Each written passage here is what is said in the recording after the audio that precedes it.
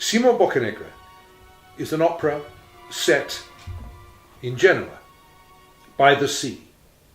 And it's about a doge who originally was a pirate. So he was a character of great personality, great power, with bravery and achievement to his credit, who became a leader of his people. But in doing so, his private life was in tatters.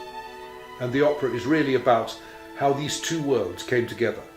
How a man who could be such a great leader in his society could try and find some peace and happiness away from his public world, and how his private life needed some sort of resolution. The young daughter that he never saw when she was a baby is returned to him by an extraordinary coincidence. I don't find this at all operatic and melodramatic. I find life full of these sorts of extraordinary tying up of fate. You can call them coincidences if you like. I'm not sure that the word really exists. I think everything is meant to be. Everything is part of a much bigger journey. He needed to find that daughter in order to be able to understand his own people. And the scene in which he finds his daughter again and then they face the public in a great scene of confrontation is the act that we're going to perform, Act 1 of Boccanegra.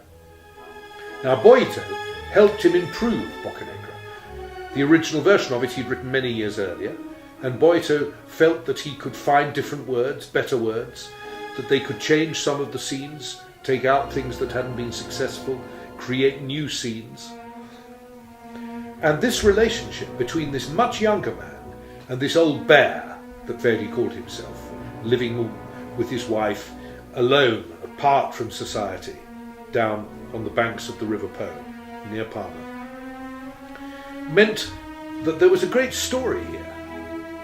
Boito was very urban, very urbane, a talented poet, one of a new generation of aesthetes in the Italian scene. It was the publisher, Giulio Ricordi, who brought these two very different personalities together, and how difficult that was, and how Verdi was very nervous about whether or not they would be able to achieve anything together, and how Boito needed to tread carefully, is the subject of a great story.